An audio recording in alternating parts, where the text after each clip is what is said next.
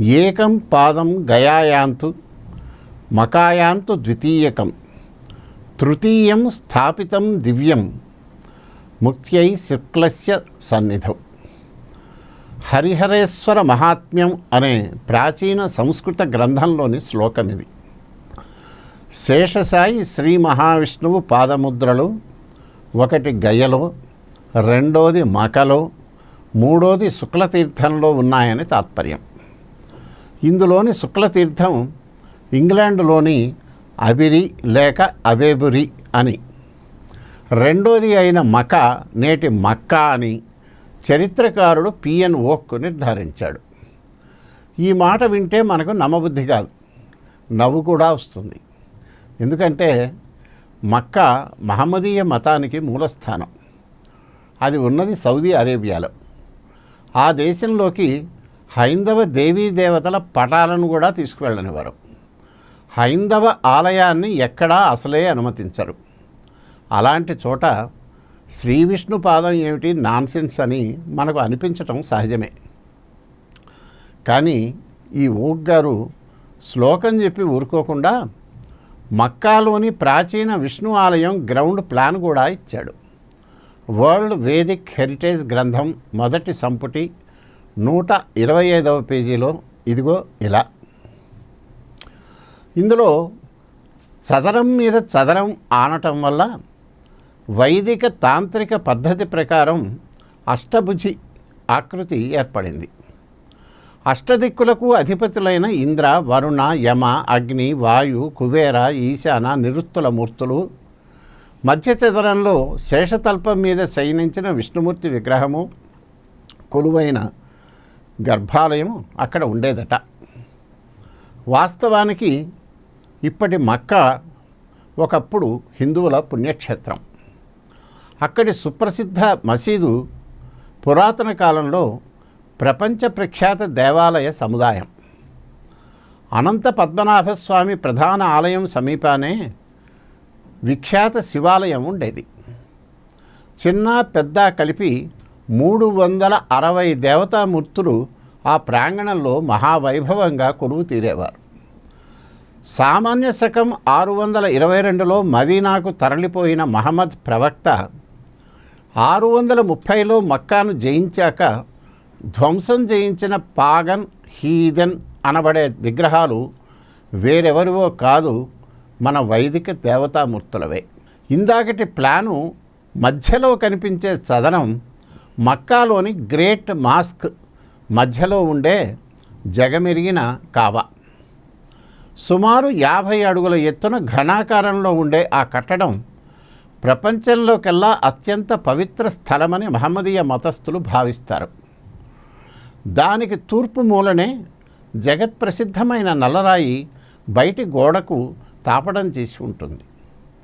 ప్రపంచంలోని ఎక్కడి ముస్లింలైనా దానివైపు తిరిగే రోజువారీ నమాజ్ చేస్తారు. మరణించిన వారిని దానివైపు తల ఉండేలాగే సమాధి చేస్తారు. జీవితంలో ఒకసారి అయినా దానిని దర్శించుకోవాలని ప్రతి ముసల్మాను కోరుకుంటాడు. తమ పరమ పావన పుణ్యక్షేత్రం ఒకప్పుడు పద్మనాభుడి గుడి అంటే మహమ్మదీయులు ఒప్పుకోరు. కానీ అది లోకానికి నాభిస్థానం అని వారు సైతం అంగీకరిస్తారు. విశేషం ఏమిటంటే పూర్వపు వైదిక దేవాలయాలను, విగ్రహాలను ఆనవాళ్లు మిగలకుండా పగబట్టి ధ్వంసం చేసినా వెనుకటి వైదిక ఆచారాలను కనీసం మక్కాకు, కాబాకు సంబంధించినంత వరకు మహమ్మదీయులు కొనసాగనిచ్చారు. ఆశ్చర్యంగా ఉందా? విత్ లారెన్స్ ఇన్ అరేబియా గ్రంథంలో లోవెల్ థామస్ పేర్కొన్న ఈ వివరాలను వినండి.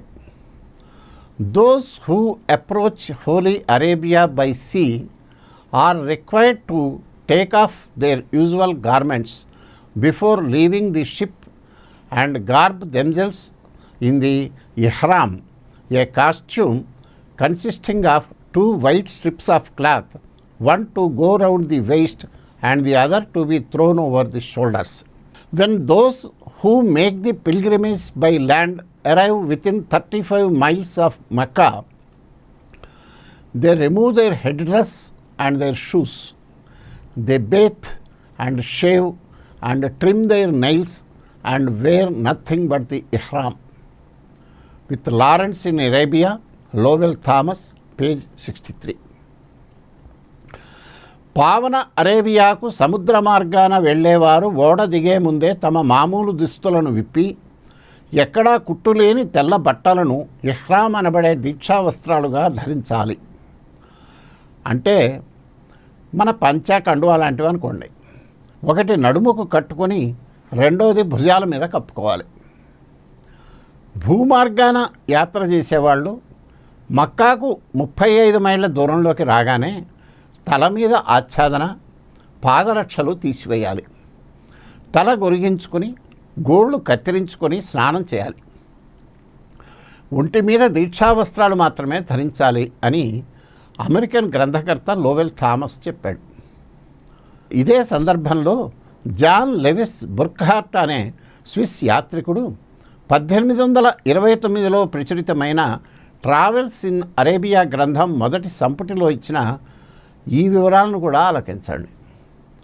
At the entrance some prayers are recited on first sight of the Kaaba and then 4 prostrations addressed to the divinity, after which the pilgrim approaches the Kaaba. In passing under the insulated arch in front of the Kaaba, called Bab-is-Salam, certain prayers are said in a low voice, and then the visitor places himself opposite to the black stone of the Kaaba and prays, at the conclusion of which the stone is touched with the right hand. The devotee then begins the tawaf or walk round the Kaaba. This ceremony is to be repeated 7 times. Every circuit must be accompanied with prescribed prayers which are recited in a low voice. The black stone is kissed or touched at the conclusion of each circuit. When the 7 circuits are finished, the visitor approaches the wall of the Kaaba between the black stone and the door of the building. There, with widely outstretched arms and with his breast closely pressed against the wall, he beseeches the Lord to pardon his sins. He then repairs to the adjoining wall of the Zamzam, and after a pious address in honor of the well, drinks as much of the water as he wishes. Travels in Arabia, John Lewis Burkhardt, Volume 1, pages 171 to 173. ప్రవేశ ద్వారం వద్ద కాబా కంటపడగానే కొన్ని ప్రార్థనలు చేసి దైవాన్ని తలుచుకుని 4 సార్లు సాగిలపడి యాత్రికుడు కాబాను సమీపిస్తాడు. అక్కడి రక్షిత ఆర్చి గుండా వెళుతూ లో స్వరంలో కొన్ని ప్రార్థనలు చేశాక కాబా నల్లరాయి ముందు ప్రార్థించి ఆ రాయిని కుడి చేతితో తాకుతాడు. అప్పుడు తవాఫ్ అనబడే ప్రదక్షిణను మొదలెట్టి కాబా చుట్టూ 7 సార్లు తిరుగుతాడు. నిర్ణీత ప్రార్థనలను లోగొంతులో చేస్తూ తిరిగి ఒక్కో చుట్టూ పూర్తవగానే నల్లరాయిని చేతితోనో పెదవులతోనో స్పృశిస్తాడు. 7వ చుట్టూ పూర్తయ్యాక నల్లరాతికి భవన ద్వారానికి నడుమ గోడ వద్దకు వెళ్ళి చేతులు చాచి గోడను హత్తుకునేలా నిలబడి తన పాపాలను క్షమించమని దేవుడిని వేడుకుంటాడు. తర్వాత ఆ పక్కన ఉండే జంజం దగ్గరికి వెళ్ళి నూతి నీటిని కావలసినంత తాగుతాడు అని ఆ స్విస్ గ్రంథకర్త వర్ణించాడు. దీక్షా వస్త్రాలు ధరించటం, ఆలయం కంటపడగానే సాష్టాంగపడటం, దైవాన్ని స్తుతిస్తూ ప్రదక్షిణాలు చేయటం, ఒక్కో ప్రదక్షిణ కాగానే గుడి గోడనో శిలనో స్పృశించటం, దేవుడు బావి నీరు తాగటం అన్నీ వైదిక ఆచారాలే. అవి మనకే సొంతం కాదు, మహమ్మదీయ మతస్థులు వాటిని ఆచరించవచ్చు కదా అంటారా? నిరభ్యంతరంగా పాటించవచ్చు. కానీ అవి జనరల్గా ఆ మతానికి నిర్ణయింపబడిన ఆచారం అయితే ఆ మతానికి చెందిన ప్రతి పవిత్ర ప్రార్థనా మందిరం దగ్గర ఆ పద్ధతిని అనుసరించాలి కదా. మనకు తెలిసినంతలో వేరెక్కడా లేని శిలాన్యాసం, ప్రదక్షిణం వంటి హైందవ ఆచారాలను కేవలం కాబా యాత్రలోనే పాటించడం విశేషం కాదు. పోనీ వారి మతం మొత్తంలోకి అత్యంత పవిత్రమైన దైవమందిరం కాబట్టి దాని ఉత్కృష్టతను సూచించటం కోసం అక్కడ మాత్రమే ఆయా పూజా విధానాలను నిర్దేశించారని అనుకుందామా? ఇస్లామిక్ నియంత్రణ కిందికి వచ్చాక వాటిని కొత్తగా ప్రవేశపెట్టి ఉంటే అలాగే తప్పక భావించగలం. కానీ ఆ ఆచారాలు సోకాల్డ్ పాగన్ దేవతారాధనల కాలంలోనూ ఉండేవి. ఆ మాటకొస్తే ఏటేటా మక్కాకు తీర్థయాత్ర కూడా అక్కడ ఇస్లామిక్ ఆధిపత్యానికి పూర్వము ఉండేది. ఆ వైనం ఇందాకటి స్విస్ యాత్రికుడి మాటల్లోనే వినండి. Prior to the age of Muhammad, when idolatry prevailed in Arabia, the Kaaba was regarded as a sacred object and visited with religious veneration by persons who performed the tawaf nearly in the same manner as their descendants do at present. The building, however, was in those times ornamented with 360 idols. The Muhammadan Hajj or pilgrimage and the visit to the Kaaba are therefore nothing more than a continuation and confirmation of the ancient custom. Travels in Arabia, John Lewis Burkhardt, Volume 1, page 178. Mohammed కాలానికి పూర్వం అరేబియాలో విగ్రహారాధన కొనసాగినప్పుడు కాబాను పవిత్ర స్థానంగా పరిగణించేవారు. ఈ కాలంలో చేస్తున్న విధంగానే అత్యంత భక్తితో దాని చుట్టూ తవాఫ్ ప్రదక్షిణలు చేసేవారు. దేవాలయ భవనంలో ఆ కాలాన 360 దేవతా విగ్రహాలు విరాజిల్లేవి. కాబట్టి మహమ్మదీయ హజ్ తీర్థయాత్ర, కాబా సందర్శన పూర్వం నుంచి ఉన్న ఆచారానికి కొనసాగింపే, దానికి ధృవీకరణే అంటాడు ట్రావెల్స్ ఇన్ అరేబియా గ్రంథంలో జాన్ లెవిస్ బర్ఖార్ట్. అయితే ఓ తేడా ఉంది. పూర్వపు రోజుల్లో మక్కా తీర్థయాత్ర ఏటా ఒకే సీజన్లో జరిగేది. ఇప్పుడు అది ఒక్కోసారి ఒక్కో ఋతువులో వస్తున్నది. దానికి కారణం ఏంటంటే, when the ancient Arabs performed their pilgrimage to the idols at Makkah, they also took the ihram, but that pilgrimage was fixed to a certain period of the year, probably autumn. For although the Arabs computed by lunar months, they inserted 1 month every 3 years, and thus the month of the pilgrimage did not vary in its season as at present. The intercalation of a month, established 200 years before Islam, was prohibited by the Quran, which ordained that the same pilgrimage should be continued in honor of the living God, which had before been performed in honor of the idols, but that it should be fixed to a lunar month. Thus, its period became irregular, and in the space of 33 years was gradually changed from the depth of winter to the height of summer. పూర్వపు అరబ్బులు మక్కాలోని విగ్రహాల సందర్శనలోనూ ప్రత్యేక ఇహ్రాం దుస్తులను ధరించేవారు. కానీ ఆ తీర్థయాత్ర ఏటా ఒకే కాలంలో, బహుశా శిశిర ఋతువులో జరిగేది. అరబ్బులు చాంద్రమానం ప్రకారం మాసాలను లెక్కించినా 3 ఏళ్లకోసారి ఒక నెలను అదనంగా కలపటం వల్ల యాత్రాకాలం ప్రతి ఏడు ఒకే విధంగా ఉండేది. అధిక మాసం విశేషాలను క్యాలెండర్ ముచ్చట్లలో ఇంతకుముందు చెప్పుకున్నాం. ఇస్లాంకు 2 శతాబ్దాల ముందు నుంచి ఉన్న అధిక మాసం సర్దుబాటును ఖురాన్ నిషేధించింది. దేవతా విగ్రహాల సేవకు పూర్వం నుంచి సాగిస్తున్న తీర్థయాత్రనే ఇకపై ప్రత్యక్ష దైవం సేవకు అనుసరించాలని, చాంద్రమానం ప్రకారమే అది నిర్ణయింపబడాలని ఆ పవిత్ర గ్రంథం నిర్దేశించింది. దాంతో యాత్రా కాలానికి క్రమం తప్పింది. 33 ఏళ్లలో చూస్తే యాత్ర సమయం తీవ్ర శీతాకాలం నుంచి మండు వేసవి వరకు మారసాగింది అని ఇంతకుముందు పేర్కొన్న ట్రావెల్స్ ఇన్ అరేబియా గ్రంథం 163వ పుటలో జాన్ లెవిస్ బర్ఖార్ట్ వివరించాడు. పంచాంగ గణితంలో వైదిక జ్యోతిషానికి మాత్రమే ప్రత్యేకమైన అధిక మాస విధానాన్ని పాటించటం, 360 దేవతామూర్తులు కొలువైన పుణ్యక్షేత్రాన్ని దీక్షావస్త్రాలతో సందర్శించి ప్రదక్షిణలు చేయటం వంటి క్లూలు మాత్రమే కాదు, అనాదిగా అరేబియాలో ప్రత్యేకించి పూర్వం మఖా, మేదిని అనబడిన నేటి మక్కా, మదీనాలలో వైభవంగా వెలసిల్లినది ముమ్మాటికి హైందవ వైదిక సంస్కృతే. శక పురుషుడైన విక్రమాదిత్యుడు వంటి భారతీయ చక్రవర్తుల సామ్రాజ్యంలో అరేబియా సహా పశ్చిమ ఆసియా యావత్తు అంతర్భాగమే.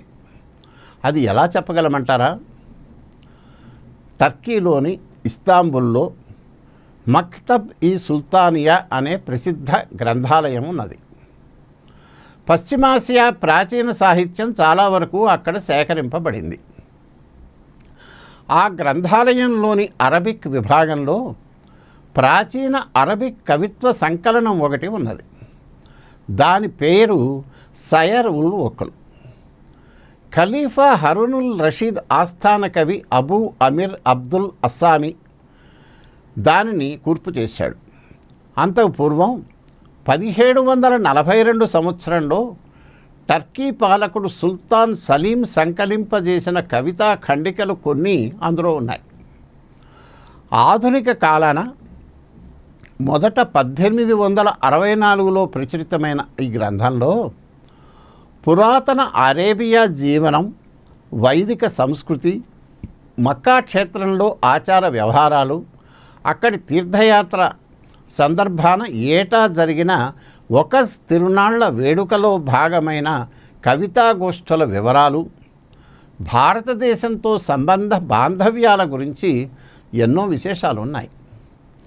ఇస్లాం ప్రాభవానికి పూర్వం మక్కాలో వార్షిక ఒకస్ జాతరలో భాగంగా అరబిక్ కవుల సమ్మేళనం, కవిత్వ పోటీలు జరిగేవి. ఎక్కడెక్కడి దేశాల నుంచి పేరుమోసిన కవులు పోటీలు పడేవారు.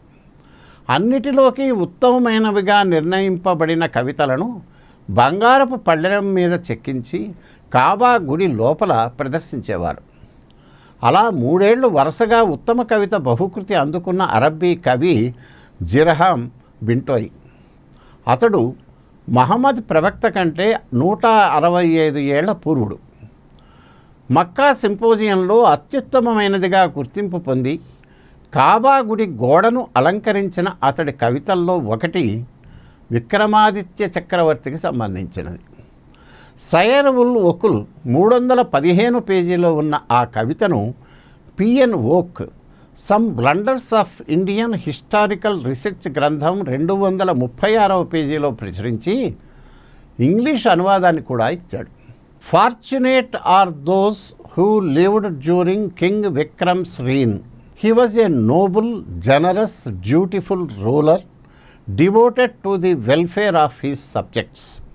But at that time, we Arabs, oblivious of divinity, were lost in sensual pleasures. The whole country was enveloped in a darkness.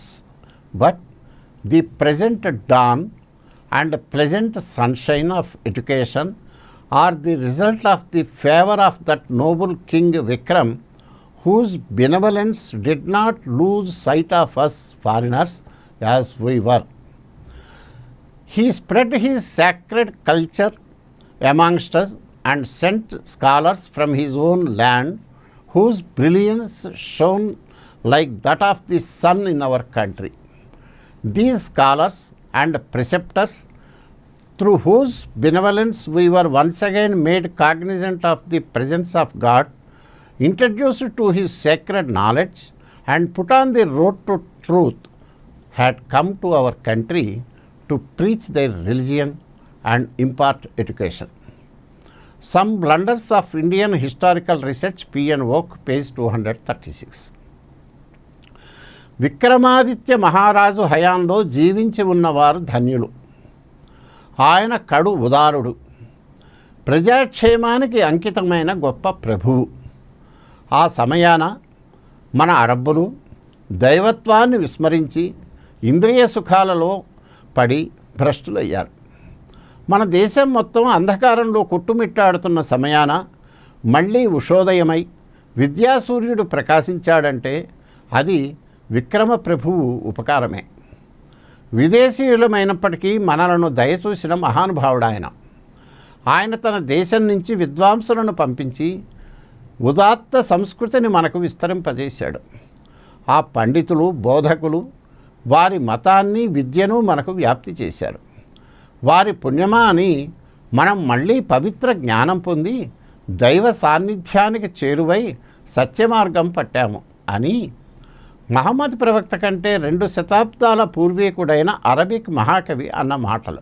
వాటిని సుభాషితాలుగా ఎంచి కాబా గుడి లోపలి గోడ మీద స్వర్ణ పలకంపై చెక్కించిన పూర్వపు అరబ్బుల సంస్కారాన్ని బట్టే తెలియటం లేదా అరేబియాతో ఒకప్పటి భారతీయ అనుబంధం ఎలాంటిదో?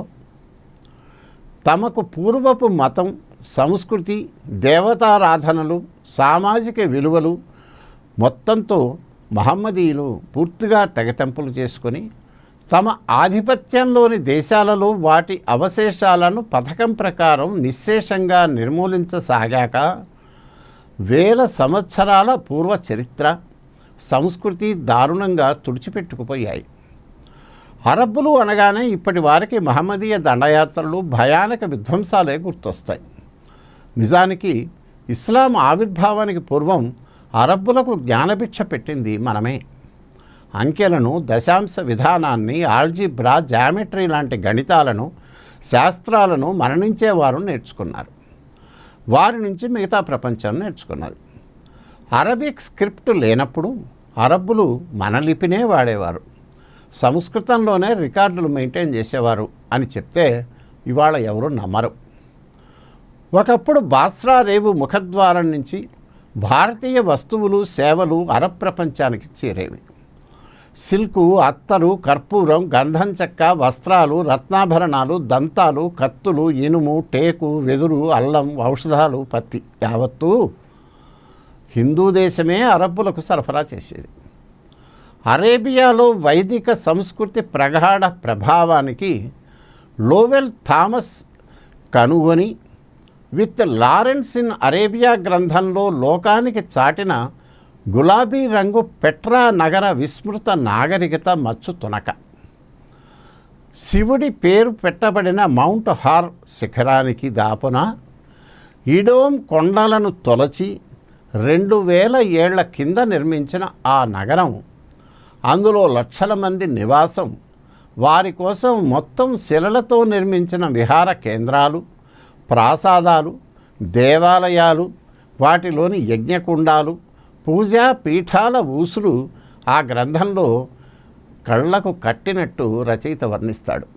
ఈ వరుసలో తర్వాతి అంశానికి వెళ్లే ముందు ఈ రోజుల్లో అందరి నోళ్లలో నానుతున్న కాశ్మీర్ జాతి హత్యాకాండ పూర్వాపరాలను, వాటి చారిత్రక నేపథ్యాలను కాస్త పరిశీలిద్దాం.